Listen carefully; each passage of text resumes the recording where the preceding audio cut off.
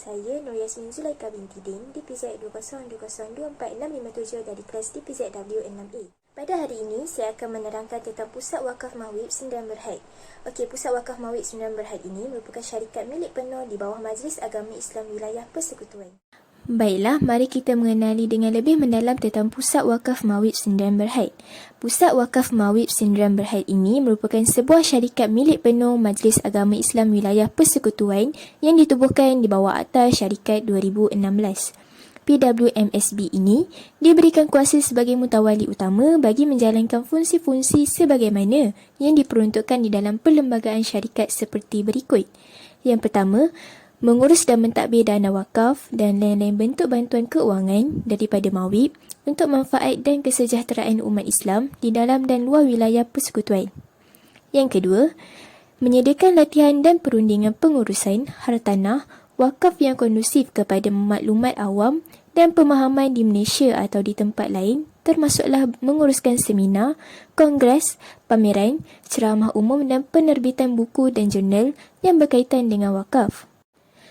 Baiklah, seterusnya kita pergi kepada visi dan juga misi. Bagi visi, peneraju wakaf ekonomi, inovasi sosial dan pelaburan bertaraf dunia. Misi pula, memajukan ekonomi wakaf melalui pelaburan dan pengurusan aset yang cekap. Yang kedua, mengoptimum impak wakaf kepada masyarakat dan juga negara. Terdapat juga teras di mana teras merupakan kerangka pelan strategik PWM pada tahun 2022 sehingga tahun 2026. Ianya terbahagi kepada 4 teras iaitu teras ekonomi, teras ekosistem, teras tadbir urus dan juga teras inovasi. Bagi teras ekonomi, ia terbahagi kepada 4 iaitu fokus dalaman di mana kelestarian keuangan dan juga ekonomi wakaf. Bagi fokus luaran pula, mengoptimumkan pelaburan dan pengurusan harta yang cekap.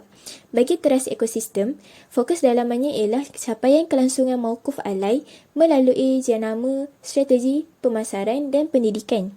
Bagi fokus luaran, wujud umah wakaf terbilang dalam kepimpinan maqasid syariah ke arah baru PMW demi negara beradab dan bertamadun untuk manusia sejagat dunia dan akhirat. Bagi teras tadbir urus pula, organisasi berprestasi tinggi. Bagi yang teras terakhir ialah teras inovasi di mana fokus dalamannya ialah membudayakan wakaf tunai dan generasi wakaf baru demi visi peradaban tamadun ummah. Seterusnya, saya akan menunjukkan kepada anda ahli lembaga pengarah Pusat Wakaf Mawib Sdn Bhd ini iaitu Dato' Dr. Muhammad Ghazali Muhammad Noor selaku pengerusi ahli majlis Mawib sendiri.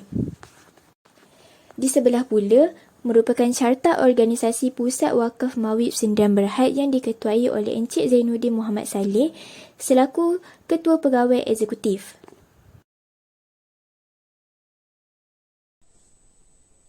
Di sini juga saya ingin sertakan asas wakaf di mana dari segi bahasa, wakaf bermaksud berhenti, menahan atau menghalang. Manakala dari segi istilah pula, apa-apa harta yang ditahan hak pewakaf ke atas harta tersebut daripada sebarang urusan jual beli, pewarisan, hibah dan wasiat di samping mengekalkan sumber fizikalnya untuk kebajikan dengan niat untuk mendekatkan diri pewakaf kepada Allah Subhanahu Wa Taala.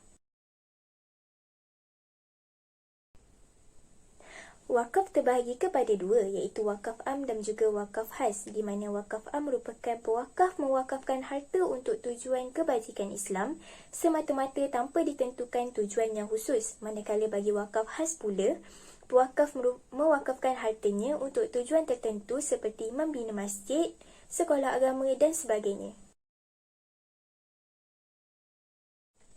Maklumat tambahan, wakaf ini tidak wajib. Tetapi infak yang kita beri, ainnya diuruskan untuk menjana manfaat. Ainnya kekal dan manfaatnya diagihkan kepada Islam dan juga bukan Islam. Rukun wakaf. Pewakaf iaitu wakif, harta yang diwakafkan mauquf, penerima wakaf mauquf alai dan juga lafaz wakaf iaitu sirah. Syarat harta yang diwakafkan. Mauquf, hartanya berbentuk kekal yang mempunyai nilai mengikut hukum syarak dan boleh diambil manfaatnya seperti tanah atau bangunan.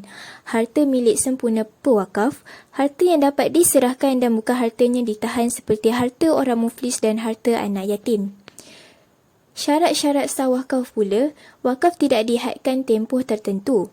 Tujuan dan maksud wakaf hendaklah jelas. Wakaf dilaksanakan secara tunai tanpa syarat. Saya akan menerangkan tentang cara berwakaf di mana PWMSD ini telah menyediakan satu laman web di mana di situ terdapat semua maklumatnya lebih lanjut jika anda ingin berwakaf di Pusat Wakaf Mawib Sdn Bhd.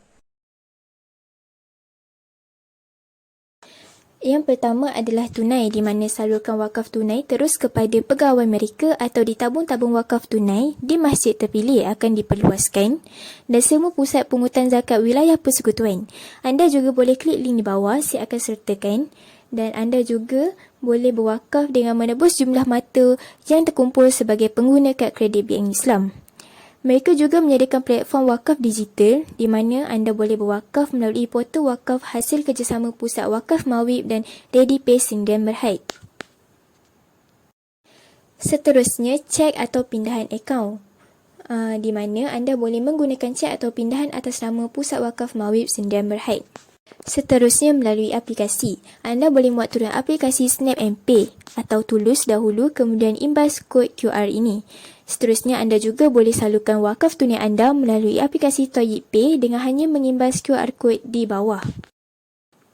Seterusnya, anda juga boleh berwakaf dengan melalui potongan gaji atau auto debit.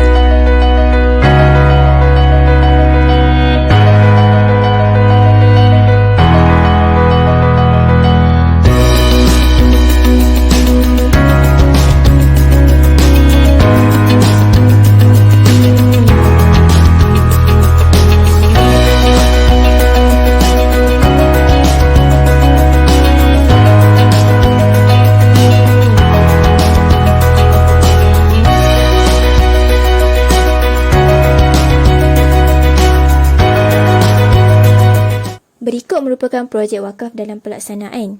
Yang pertama, pembangunan semula Masjid Anas bin Malik di Selayang Lama. Yang kedua, pembinaan Surau Al-Ittifaqiyah di Prensik 8E Putrajaya. Dan yang ketiga, pembinaan Surau Al-Amin di Taman Rota. Projek wakaf dalam perancangan pula, kecenderungan keperluan melaksanakan projek ialah daripada wakaf tunai di mana wakaf am dan juga wakaf khas, maka pengagihan manfaat dari dana umum juga disalurkan kepada projek-projek. Yang pertama, perumahan dan hartanah. Projek wakaf yang memfokuskan manfaat keperluan perumahan, pemilikan hartanah dan juga pembangunan tanah wakaf. Yang kedua, pendidikan. Projek wakaf yang memfokuskan manfaat pendidikan. Yang ketiga, kesihatan di mana projek wakaf yang memfokuskan manfaat keperluan kesihatan. Yang keempat, ekonomi di mana projek wakaf ini mensasarkan keperluan bantuan manfaat ekonomi. Yang kelima, iaitu kemasyarakatan. Projek wakaf yang mensasarkan manfaat keperluan masyarakat dalam memastikan kesinambungan kehidupan. Dan yang terakhir iaitu dana kecemasan di mana dana wakaf umum ini mensasarkan keperluan kecemasan seperti bantuan bencana alam di dalam dan juga luar negara.